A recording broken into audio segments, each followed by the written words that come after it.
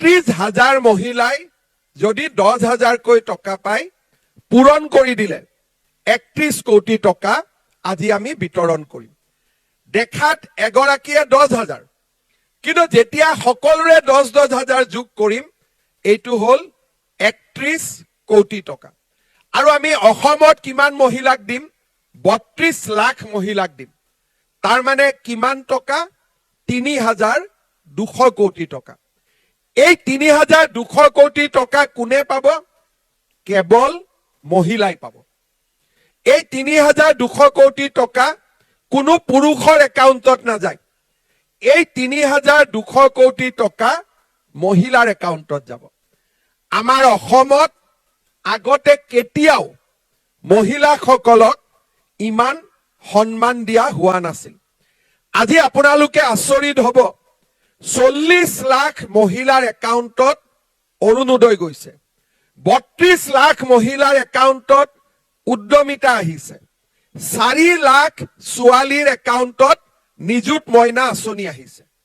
তাৰমানে আপোনালোকে চিন্তা কৰক যে মহিলাৰ কাৰণে এই চৰকাৰখনে কিমান কাম কৰিছে। 40 লাখ মহিলাৰ উদ্যমিতা, 32 লাখ মহিলাৰ 40 লাখৰ অৰুণোদয়, 32 লাখৰ উদ্যমিতা আৰু 3.5 লাখ 4 লাখ ছোৱালীৰ বাবে নিযুত মইনা আঁচনি। আজি ইমান ডাঙৰ মহিলাসকলক সন্মান কেতিয়াও আমাৰ অসমত কোনো চৰকাৰে আগতে দেখুওৱা নাছিল। আগতে মহিলা আত্মসহায়ক গ্ৰুপ আগতেও আছিল। কংগ্ৰেছৰ দিনত আমাক কিমান টকা দিছিলে? এটা গ্ৰুপত আমাক 5,000 টকা দিছিলে। তাকো চবেই নাপাইছিলে, কেইটামান গ্ৰুপে পাইছিলে। 5,000 টকা যেতিয়া 10 গৰাকী মহিলাৰ মাজত ভাগ কৰি দিয়ে কিমান টকা হল? 500 টকা। 5 বছৰত 500 টকা। আৰু আজি এগৰাকী মহিলাই কিমান পাব? 10,000 টকা।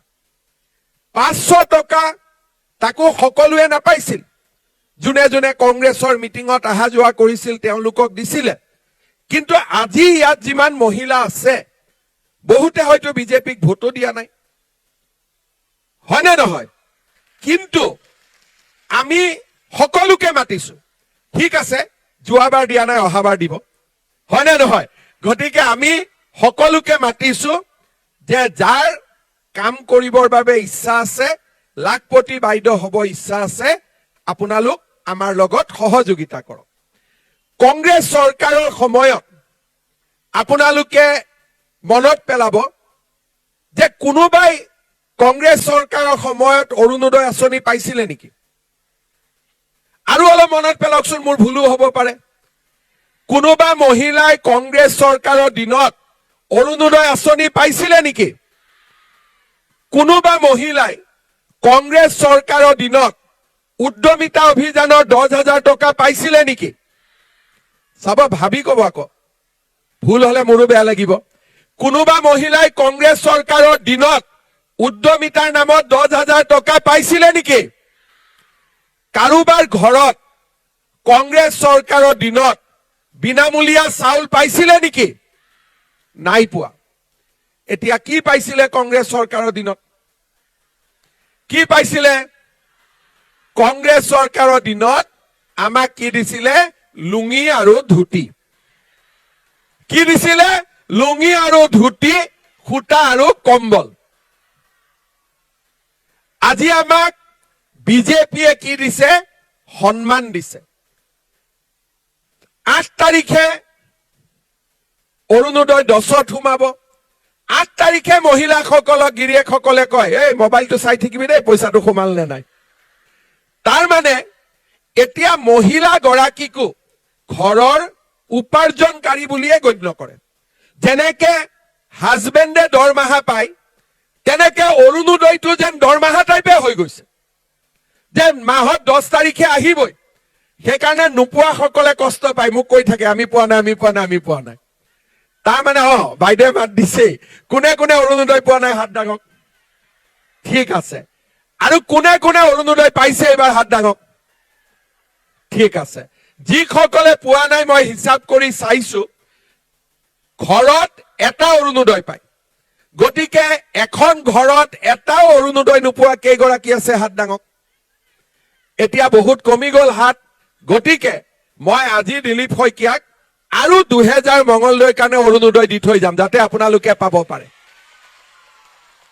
মই কিয় দিব খুজিছো আৰু 2000ক 20 তাৰিখে কি পাব অৰুণোদয় কি পাব 20 তাৰিখে অৰুণোদয় পাব বিশ্বাস আছে পাব বুলি খাটাং হৈ গল নে আপোনালোক কিয় খাটাং হল মই কি জানি নিদিও এনে কৈছো মোৰ ওপৰত বিশ্বাস আছে তাৰ মানে আজি 10000 20 তাৰিখে আৰু 8000 যিসকলে অৰুণোদয় পোৱা নাই 2000 অৰুণোদয় মই মঙ্গলদৈ সমষ্টিৰ কাৰণে 2000 চিপাজাৰৰ কাৰণে মই আজিয়ে দি থৈ গৈছো আপোনালোকে যোনে যোনে পোৱা নাই তেওঁলোকে ফৰ্ম ফিল আপ কৰি লৈ লওক তেতিয়া কি হ'ব 8000 পোৱা মহিলাৰ সংখ্যা আৰু বাঢ়ি যাব আজিও 10000 পালে আৰু লগত আমি কি পালো এই মাহৰ পৰা আমি বিনামূলীয়াকৈ চাউল পালো 100 টকাতে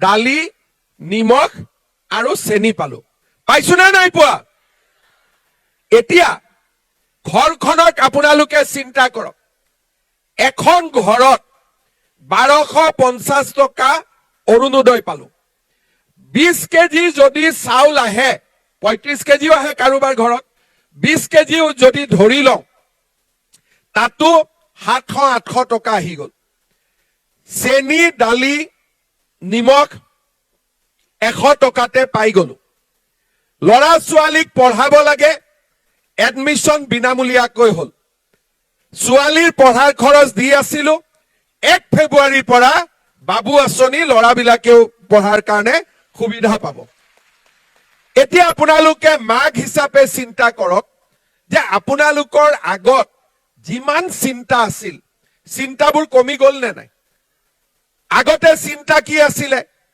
যে ঘৰত বোলে কোনোবা আহিলে বহক দেই চাহ একাপ বনাই আনো চাহ বনাবৰ কাৰণে পাকঘৰত গলো চেনিয়ে নাই আকৌ বাটিটো লৈ দৌৰিব লাগিব ওচৰত হয় নে নহয় এতিয়া অন্তত 1 কেজি চেনি ঘৰত থাকিবই আগতে ঘৰত চাউল নাই দৰমাহাও পোৱা নাই পইচাও অহা নাই গেলামাল দোকানীৰ পৰা চাউল বাকি টানিলো এতিয়া নামঘৰতো যাব নোৱাৰো দোকানীয়ে দেখা পালে কয় পইচা পইচা পইচা দে এতিয়া চিন্তা নাই এতিয়া যোৱাকালি মোক কোনবাই কৈ আছে যে মামা এই দালি চেনি আৰু নিমখটো 100 টকাটো গুছাই দিব নোৱাৰি নেকি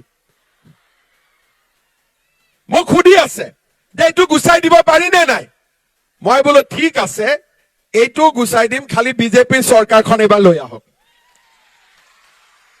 বিজেপিক ভোট দিব নে নিদিয়ে পাক্কা দিব বিজেপিৰ চৰকাৰ আহিলে এইবাৰ দালিটো ফ্ৰী দি দিম চেনিটো ফ্ৰী দি দিম নিমখটো ফ্ৰী দি দিম আকৌ মিঠাতেলটো লাগে বুলি কৈ আছে এতিয়া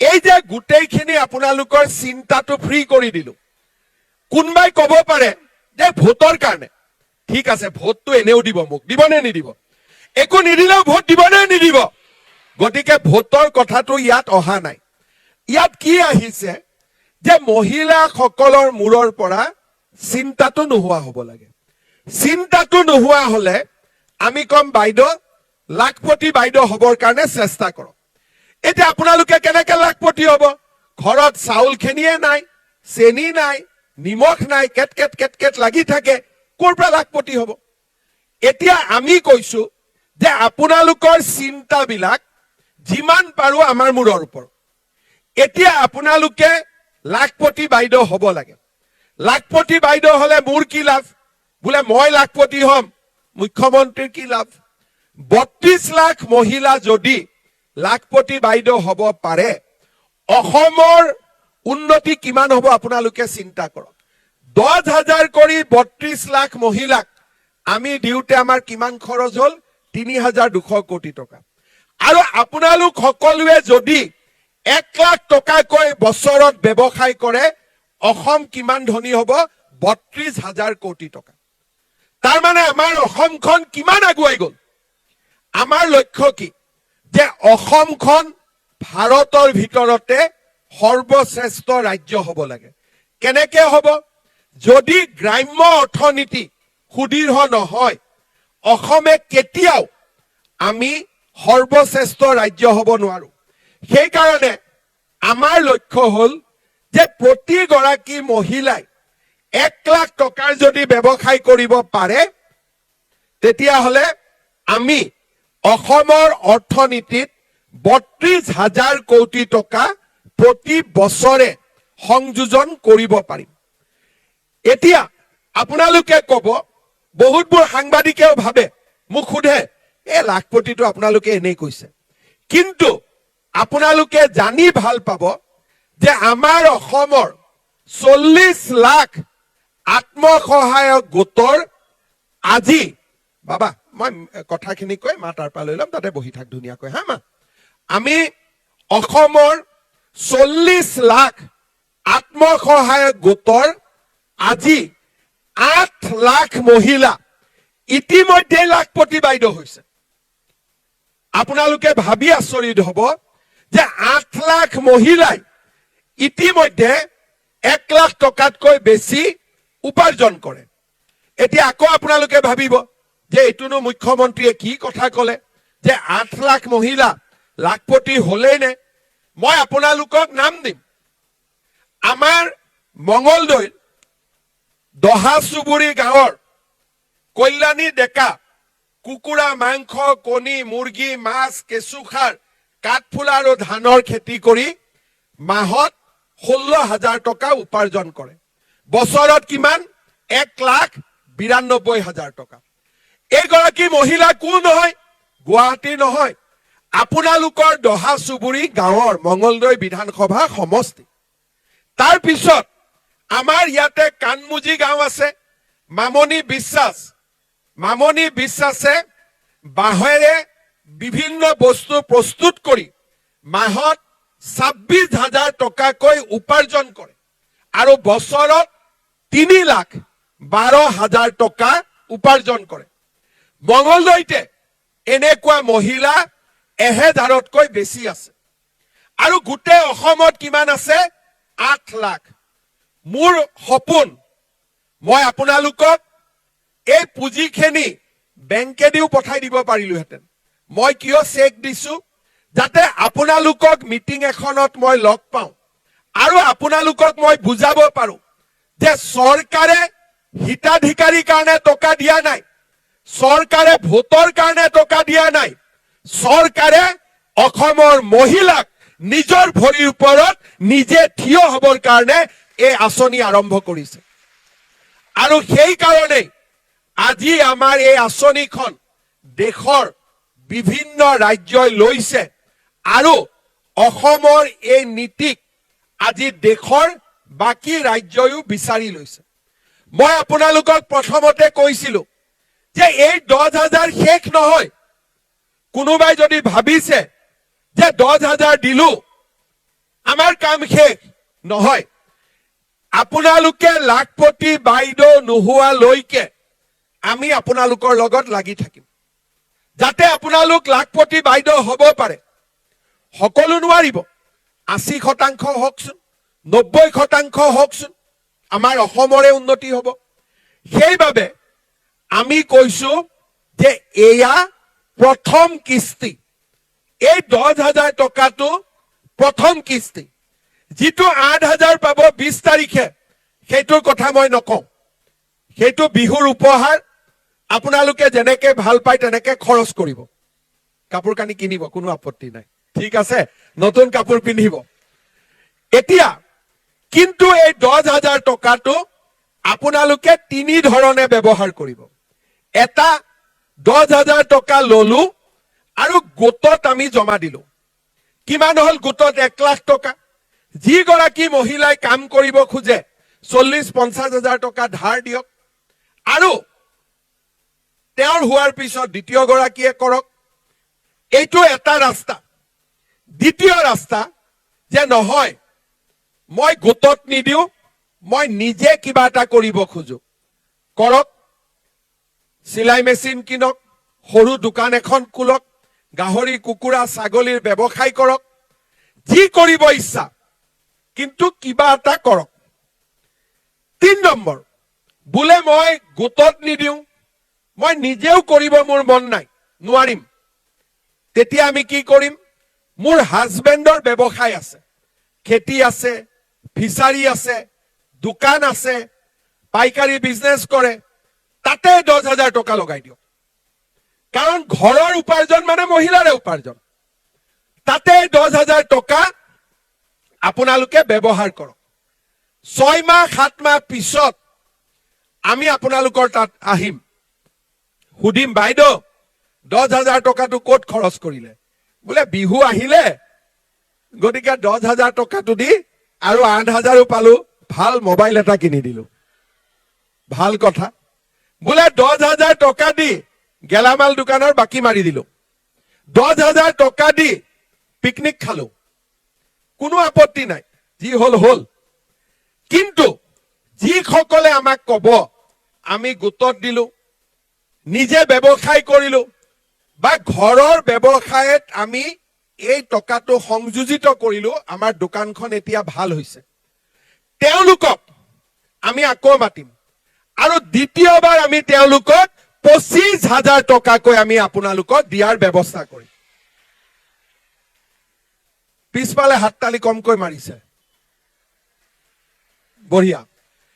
দ্বিতীয়বাৰ কিমান পাম? 25,000। 10 আৰু 25, 35,000 হল। তৃতীয় বৰ্ষত, এইটো প্ৰথম বৰ্ষ, 25,000টো দ্বিতীয় বৰ্ষ। তৃতীয় বৰ্ষত আমি আপোনালোকৰ ওচৰত আকৌ আহিম যে বাইদেউ 10 আৰু 25, এইবাৰটো 35 হল। বোলে হল, কি কাম? বোলে নহয়, এতিয়া মোৰ সুন্দৰ ব্যৱসায় মই আৰম্ভ কৰিলো, আমাৰ মনটো ভাল লাগিলে। তৃতীয়বাৰ আমি আপোনালোকক মাতি আনি এইবাৰ কিমান টকা দিম? 50,000 টকাকৈ আমি আপোনালোকক দিয়াৰ ব্যৱস্থা কৰিম। 50,000 পালে কামটো আগবাঢ়ি গল। এইবাৰ মই বেংকক কম যে এতিয়া আপোনালোকে লোন দিয়ক, আমি গভৰ্ণমেণ্ট গ্যাৰেণ্টি থাকিম, আপোনালোকে লোন দিয়ক, 1 লাখ 2 লাখ টকা আপোনালোকে লোন দিয়ক, মহিলাসকল আগুৱাই যাওক। আপোনালোকে চাওক কিমান ধুনীয়া আমি পৰিকল্পনা কৰিছো।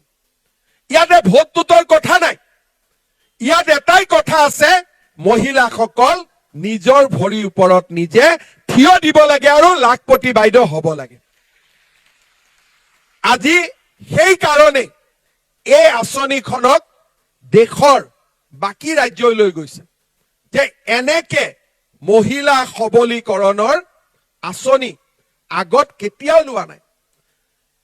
আগতে আমি বাছ পঠাব লাগে মিটিঙত, মহিলা আহিব, উঠাব, আহিব লাগিব। কিন্তু এতিয়া আপোনালোকে চাওক, আপোনালোকৰ কিমান উৎসাহ যে ৰাতিপুৱা 6টা বজাতে ইয়াত আহি আপোনালোক পাই গৈছে। কিয় পাইছে? 5টাতে পাই গৈছে। কিয় পাইছে? আপোনালোকৰ মনত এটা উৎসাহ আছে। এই উৎসাহটো আগতে কোনেও দেখা পোৱা নাছিল। এই উদ্যমিতা অভিযানে অসমৰ মানুহকো দেখুৱাই দিলে যে নাৰী শক্তি কিমান উৎসাহিত আৰু ভাল কাম কৰিবৰ বাবে কিমান আগ্ৰহী। মই ইমানলৈকে খবৰ পাইছো, কি কোনোবা জাগাত 10,000 টকাটো লৈ আহিলে, গিৰিয়েকে টকা 1,000 খৰচ কৰি দিলে, মহিলা গৰাকীয়ে ঘৰত দুমদাম কাজিয়া লাগিছে যে 1,000 খৰচ কৰিব নিদিও। আৰু আমি যিমান 15 লাখ মহিলাক দিলো, আপোনালোক আচৰিত হব, এগৰাকী মহিলায়ো এই টকাৰ অপব্যৱহাৰ কৰা নাই। ইয়াতকৈ ডাঙৰ কথা কি থাকিব পাৰে? এতিয়া মোক অফিচাৰ বিলাকে কৈ আছে, ছাৰ আপুনি সব মিটিঙতে গল, সবকে 25,000ৰ কথা কলে, এতিয়াতো 32 লাখকে 25,000 দিব লাগিব যেন পাই আছো। আমি আগতে হিচাপ কৰিছিলো যে 10,000 32 লাখে পাব, 25,000 16 লাখ মানে পাব, আৰু 50,000 5-4 লাখ মানে পাব। কাৰণ বহুত মহিলাই, অফিচাৰ বিলাকে ভাবিছিল যে টকাটো এনে খাই খৰচ কৰি দিব। কিন্তু আজি আমাৰ অসমৰ মহিলাসকলে প্ৰমাণ কৰিলে যে টকাৰ আমি অপব্যৱহাৰ নকৰো, যেনেকে কৈছে তেনেকে আমি কৰি দেখুৱাম। আৰু আজি সেই ধৰণে আমি আগবাঢ়ি গৈছো। আৰু মই বিশ্বাস কৰো মঙলদৈটো 1 31,000 মহিলাৰ কোনো ফেল নকৰিব, সবে আকৌ এনেকে আহি 25,000 টকা লবলৈ ইয়াতে আহি উপস্থিত হ'ব। কাৰ কাৰ ফেল কৰিব মন আছে? কাৰ কাৰ ফেল কৰিব মন আছে? আৰু কাৰ কাৰ পাছ কৰিব মন আছে? সবৰে আছে পাছ কৰিব মন। আৰু এতিয়া মহিলাসকলে চিন্তাও কৰিব নালাগে। লগতে এটা কথা কিন্তু মই ক'ব পাহৰিলো, 10ৰ পৰা 25,000 আমি পাম, কিন্তু ঘৰত বাচ্চা 3টাৰ পৰা 4টা হ'ব নালাগে। হ'ব নে নাই? আকৌ মোক কোনবাই কয় যে মামা কি কৰো, আল্লাই দি দিলে। কথাটো ঠিকে আছে, কিন্তু আমি এটা কথা বুজিব লাগে যে আল্লাই বাচ্চা নিদিয়ে, বাচ্চা গিৰিয়েক ঘৈণীয়েকৰ আলোচনাৰ মাজেদিয়ে হয়। আল্লাইতো আহিব নোৱাৰে, আল্লাই দোয়া কৰিব পাৰে বাচ্চাটো ভাল হওক বুলি, কিন্তু বাচ্চাৰ জন্ম কেনেকে হ'ব? গিৰিয়েক আৰু ঘৈণীয়েকৰ আলোচনাৰ মাজেদিয়ে হ'ব। সেইকাৰণে এতিয়া মহিলাসকলে গিৰিয়েকক ক'ব যে 3টা ওপৰত আৰু এটাও নহ'ব, আৰু তেতিয়া ঘৰখনো ভাল হ'ব। 3টা ল'ৰা ডাঙৰ হ'ব, শিক্ষক, ডক্তৰ, ইঞ্জিনিয়াৰ হ'ব পাৰিব, সমাজখন আগুৱাই যাব। এতিয়া গিৰিয়েক বিলাকৰো চিন্তা হৈ আছে, মোক কৈ আছে যে আমাৰতো ধৰ্মই 4টা বিয়া কৰাব ইজাজত দিছিলে, আপুনি এইটো এটা কিয় কৰি দিলে? তেতিয়া মই ক'লো যে 4টা এতিয়াও বিয়া কৰাব পাৰিব। এটা বিয়া কৰা 7 বছৰ জেল যাব, এটা বিয়া কৰালে ধুনীয়াকৈ থাকিলে, দ্বিতীয়টো বিয়া কৰালে 7 বছৰ জেলত যাব। জেলৰ পৰা ওলাই আহি আৰু এটা বিয়া কৰাব, আৰু 7 বছৰ জেলত যাব। তাৰ পিছত ওলাই আহি আৰু এটা কৰিব, আৰু 7 বছৰ জেলত যাব। মই বিয়া কৰাতটো বাধা দিয়া নাই, মই মাত্ৰ কৈছো যে তুমি বিয়া কৰালে তোমাক খুওৱাৰ খৰচটো চৰকাৰে ল'ব লাগিব, হয় না? জেলৰ খৰচ কোনে কৰে? খুওৱাটো চৰকাৰে দিব লাগে। সেইকাৰণে এতিয়া মহিলাসকলৰ চিন্তাও নাই, গিৰিয়েকসকলেও জানে যে এতিয়া আমি মহিলা এগৰাকী ঘৰত থাকিলে দ্বিতীয় গৰাকী বিয়া কৰাব মামাই নিদিব বুলি। সেইটো এতিয়া জানা হৈ গৈছে। আগতে বুজি পালে যে বাচ্চা বয়সত বিয়া দিব নালাগে। তাৰ পৰা লাভ কি হৈছে? বাচ্চাটো বিয়াত নগল, মঙ্গলদৈ কলেজত আহিছে। এতিয়া কলেজত এডমিশন বাঢ়ি গল, ছোৱালী ল'ৰা ছোৱালী ডাঙৰ হ'ব, সমাজখন ভাল কৰিব, সমাজখন সুন্দৰ হ'ব, আৰু সেই কামটোকে আমি কৰি গৈ আছো। অকল যে মহিলাৰ বাবে কাম কৰিছো তেনেকুৱা নহয়। আজি আপোনালোকে চিন্তা কৰক, দৰং জিলা আমাৰ অসমৰ আটাইতকৈ পিছপৰা জিলা আছিলে। দৰং জিলাক আমি কি কৈছিলো? এছপাইৰেশ্যন ডিষ্ট্ৰিক্ট। এছপাইৰেশ্যনটো ভাল শব্দ, ঘৰুৱা শব্দত ভেঞ্চাৰ জিলা।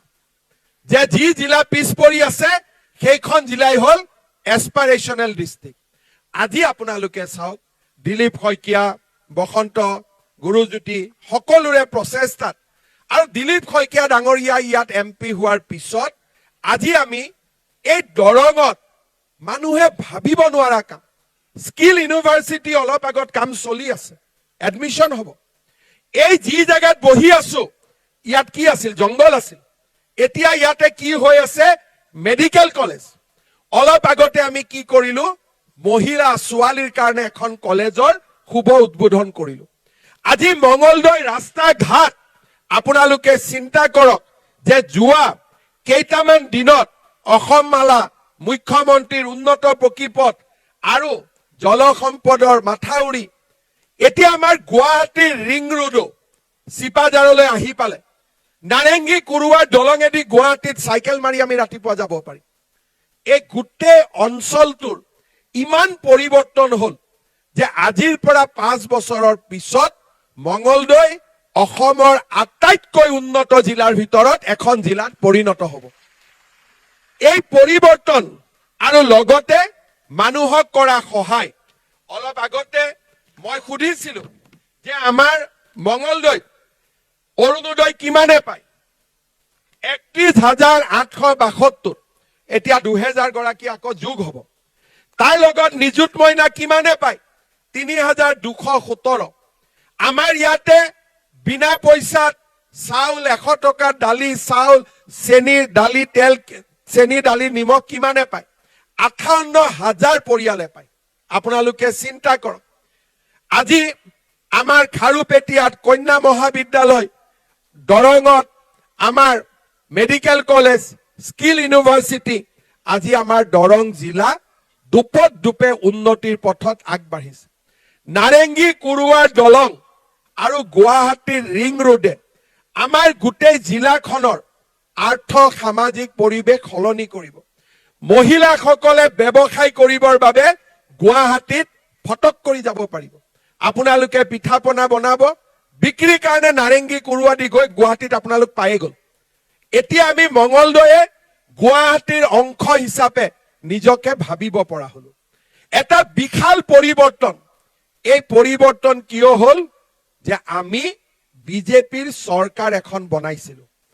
আজি বিজেপিৰ চৰকাৰ এখন বনোৱা কাৰণে আজি যি জায়গাত আমি থিয় হৈ আছো, বহি আছো, ইয়াত মেডিকেল কলেজ হ'ব পাৰিছে। আজি দৰঙত মেডিকেল কলেজ আমি কোনে চিন্তা কৰিছিলো? কিন্তু আজি আমাৰ পৰিৱৰ্তন হৈছে। আৰু যেতিয়া সমাজ এখন আগবাঢ়ি যায়, অৰ্থনীতি আগবাঢ়ি যায়, মহিলাসকলো সোনকালে লাখপতি বাইদেউ হোৱাৰ পথত আগবাঢ়ি যাব পাৰিব। আজিৰ দিনটো আমাৰ সকলোৰে বাবে এটা আনন্দৰ দিন। মই মঙলদৈৰ সকলো মহিলা আই মাতৃক আকৌ এবাৰ অভিনন্দন জনাইছো। ৰাতিপুৱা আপোনালোক 6টা বজাত 7টা বজাত আহিছে। বহুতে ৰাতিপুৱা চাহ কাপো নোখোৱাকৈ আহিছে। সেইকাৰণে আমি যিমান সোনকালে পাৰো আপোনালোকক চেক কেইখন দি দিম, যাতে আপোনালোকে সোনকালে ঘৰলৈকে উভতি যাব পাৰে। আমাৰ আত্মসহায়ক গোটৰ যিসকল সভানেত্ৰী ইয়াত আছে, এবাৰ হাত দাঙক। সকলোৱে হাত দাঙক। ঠিক আছে, আমি মঞ্চত ভিঅ বাইদেউসকলক মাতি আনি চেকৰ টোপোলাটো দি দিম। এটা ভিঅত কেইটা গ্ৰুপ থাকে? 20টা, 18টা, 22টা। গোটৰ সভানেত্ৰীসকলে উঠি গৈ ভিঅ বাইদেউসকলৰ পৰা চেকখন লৈ আহিব আৰু সদস্যসকলক ইয়াতেই চেকখন বিতৰণ কৰি দিব। কোনবাই কব যে চেকখন গাঁৱত দিম, গাঁৱত চেক যাব নিদিব আৰু 200 টকা খৰচ হ'ব, হয় নে নহয়? আকৌ সুধিব 200 দে, 250 দে, আমাৰ খৰচা হৈ গ'ল, আহা যাওঁতে খৰচা লাগিলে, হুলস্থুল হ'ব। ইয়াতে বহি তালৈকে মাত্ৰ উঠি যাব, সভানেত্ৰীয়ে চেকখন আনি 10 গৰাকী মহিলাৰ মাজত বিতৰণ কৰি দিব, আপোনালোক ধুনীয়াকৈ উঠি গুচি যাব। হ'ব? বুজি পালে নে নাই? সকলোৱে বুজি পালে?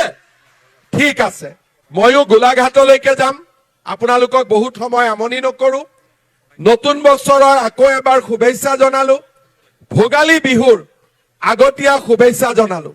লগতে আকৌ এবাৰ সুধিছো, বিজেপিক ভোট দিব নে নাই? চবে পাক্কা দিব? আমাৰ দিলীপ শইকীয়া সভাপতি মহোদয়ে চিন্তা কৰি আছে যে বিজেপিক দিব নে নিদিব।